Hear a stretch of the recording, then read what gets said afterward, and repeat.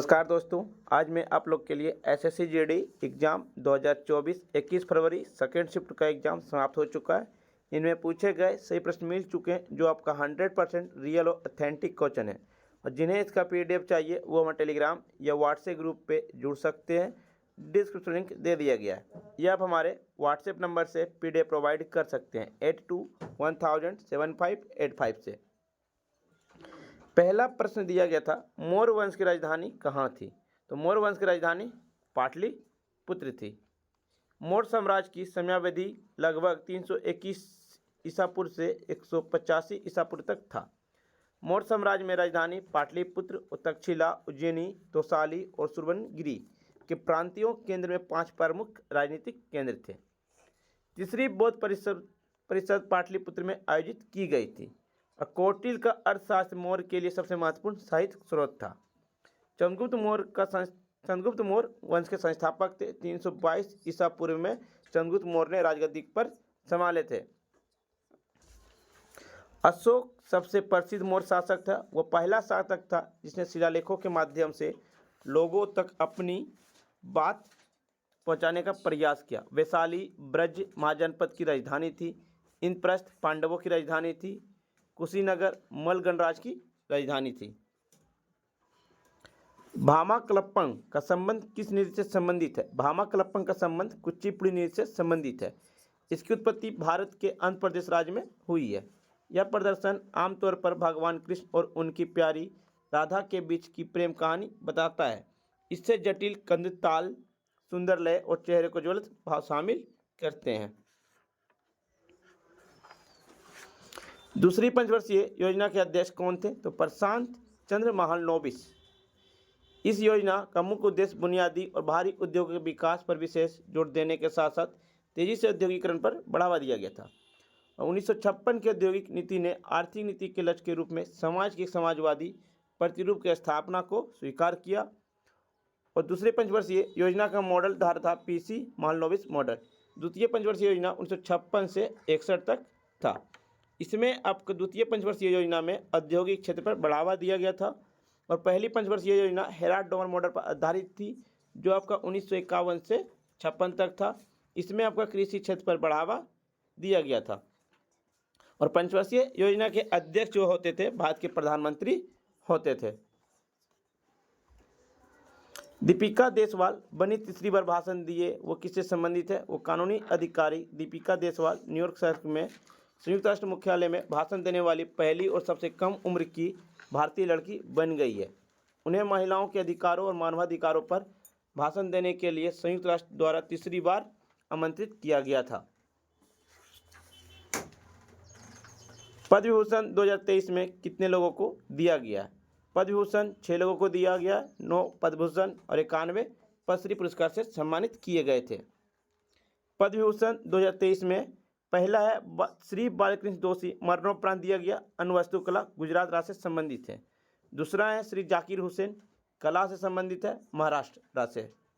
Shri SM. Krishna, सार्वजनिक मामलों से संबंधित है, राज्य आपका कर्नाटक हो गया। श्री दिलीप महालनोबिस, मरणोपरांत दवा क्षेत्र से संबंधित है, राज्य पश्चिम बंगाल। श्री निवास वरदान, विज्ञान एवं इंजीनियरिंग से संबंधित है, संयुक्त राज्य अमेरिका देश से संबंधित है। श्री मुलायम सिंह यादव, सार्वजनिक मामलों से संबंधित हैं, ये उत्तर प्रदेश राज्य से आते हैं।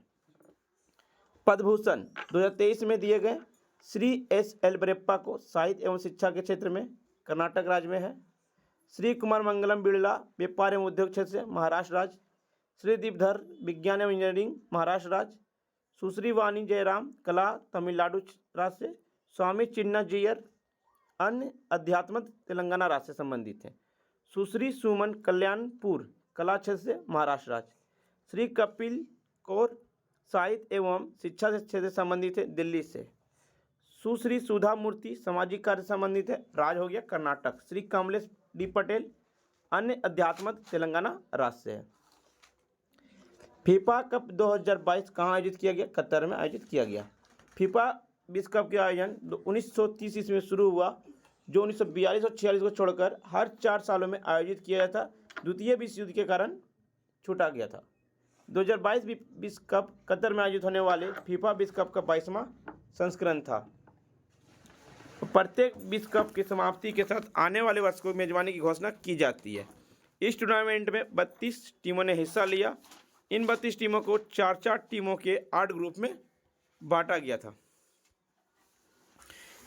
इन चरण की क्वालिफाई करने के बाद 16 टीमें नॉकआउट चरण में पहुंचेगी और 2008 में यह रूस में आयोजित किया गया था।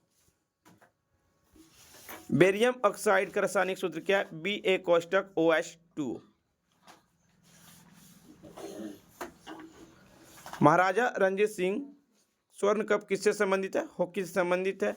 इसकी शुरुआत 1978 में की गई। महाराजा रणजीत सिंह पुरस्कार को जीतने वाले पहले व्यक्ति प्रगट सिंह थे। Lady Ratan trophy, MC trophy, Nehru trophy, Aga Khan trophy, Beighton cup trophy, ये सभी हॉकी से संबंधित हैं।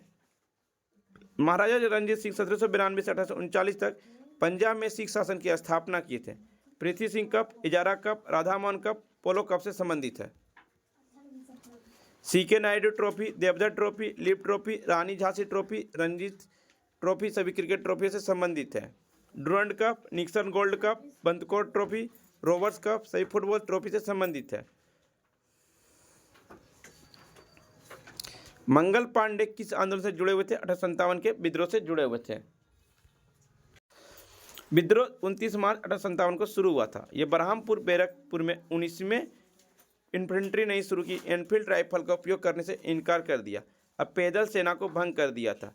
बैरकपुर में 34वें नेटिव इन्फेंट्री के एक सिपाही मंगल पांडे ने अपने ब्रिटिश अधिकारियों पर हमला किया और उन्हें गोली मार दी थी।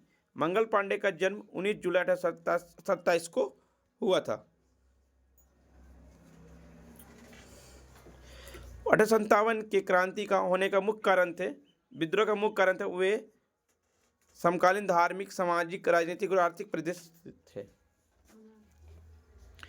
विद्रोह के विभिन्न नामों से जाना जाता है। सिपाही विद्रोह, भारतीय विद्रोह, महान विद्रोह, 1857 का विद्रोह, ये सभी नाम से जाने जाते हैं। प्रथम स्वतंत्रता संग्राम विनायक दामोदर सावरकर द्वारा। नाना साहेब पेशवा द्वितीय मराठा साम्राज्य के एक भारतीय पेशवा थे जिन्होंने 1857 के भारतीय विद्रोह के दौरान कानपुर में विद्रोह का नेतृत्व किया था। टाटिया टोपी ने कानपुर के नाना साहेब के 1857 के विद्रोह में एक जनरल थे। हमदुल्ला शाह 1857 के विद्रोह के नेता थे और अवध क्षेत्र में विद्रोह के प्रकाश स्तंभ के रूप में जाने जाते हैं। माघ बिहू का दूसरा नाम क्या है? भोगोली बिहू। ये माघ बिहू आपका असम राज्य का पर्व है। बिहू साल में 3 बार होता है। पहला जनवरी, अप्रैल और अक्टूबर में दावत नृत्य और संगीत के साथ मनाया जाता है। अम्बुबाची मेला जून या जुलाई में 4 दिवसीय उत्सव जो कामाख्या देवी के मासिक धर्म और पृथ्वी प्रजनन क्षमता के नवीकरण को जश्न मनाने के लिए आयोजित किया जाता है। एक पूछा गया था, आनंद का शहर किसे कहा जाता है? कोलकाता। सिटी ऑफ जॉय किसे कहा जाता है? कोलकाता को। अहमदाबाद को भारत का मैनचेस्टर कहा जाता है। मुंबई को सपनों का शहर कहा जाता है। कोलकाता को आनंद का शहर कहा जाता है। सूरत को भारत का हीरा का शहर कहा जाता है। जयपुर को गुलाबी शहर राजस्थान में पड़ता है। नीला शहर जोधपुर को राजस्थान में पड़ता है। भारत का कपास शहर अकोला महाराष्ट्र में पड़ता है। रेशम का शहर बिहार में पड़ता है, भागलपुर को कहते हैं। झीलों का शहर उदयपुर राजस्थान राज्य में और सफ़ेद शहर भी उदयपुर को कहा जाता है। पूर्व का वेनिस अल्पुजा केरल को कहा जाता है। भारत का चाय का शहर डिब्रूगढ़ असम में है। नवाबों का शहर लखनऊ उत्तर प्रदेश को कहा जाता है। मुजफ्फरपुर को आपका लीची की भूमि और मिठाइयों का शहर कहा जाता है, यह बिहार राज्य में पड़ता है।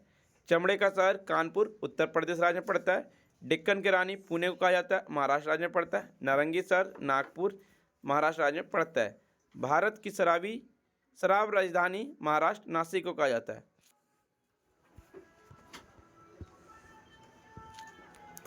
फीफा विश्व कप 2022 का विजेता कौन है? अर्जेंटीना था। अर्जेंटीना ने फ्रांस को 4-2 से हराया था। लियोन मेसी को गोल्डन बॉल पुरस्कार से सम्मानित किया गया। विश्व कप 2022 के अंत में उनके नाम 7 गोल और 3 असिस्ट थे। Lionel Messi the golden ball पुरस्कार जीतने वाले पहले व्यक्ति बने क्योंकि उन्होंने 2014 में यह सम्मान हासिल किया था जब अर्जेंटीना से जर्मनी से फाइनल में हार गई थी।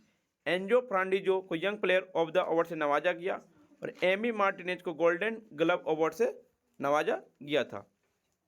और फीफा विश्व कप 2022 में किलियन एम्बाप्पे को गोल्डन बूट पुरस्कार से सम्मानित किया गया था। यह कतर में हुआ था। यह अरब विश्व में होने वाला पहला विश्व कप था।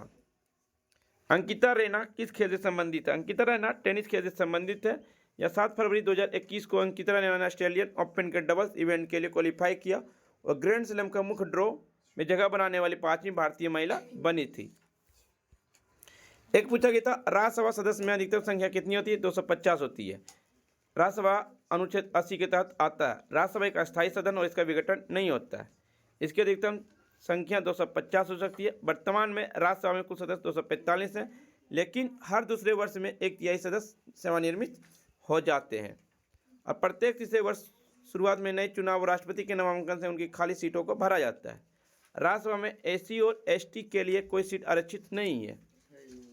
कुल 238 सदस्य एकल स्थानांतरणीय मतों द्वारा चुने जाते हैं। साहित्य, विज्ञान, कला, सामाजिक सेवा के क्षेत्र में विशेष ज्ञान, व्यवहारिक अनुभव वाले 12 सदस्यों को राष्ट्रपति के द्वारा अनुमोदित किया जाता है। फ्रेंड्स, आपको वीडियो पसंद आई हो तो लाइक, शेयर, सब्सक्राइब जरूर करें और जिन्हें इसका PDF चाहिए वो हम टेलीग्राम या व्हाट्सएप ग्रुप पे जुड़ सकते हैं। डिस्क्रिप्शन लिंक दे दिया गया। मिलते हैं आपके साथ नेक्स्ट वीडियो में।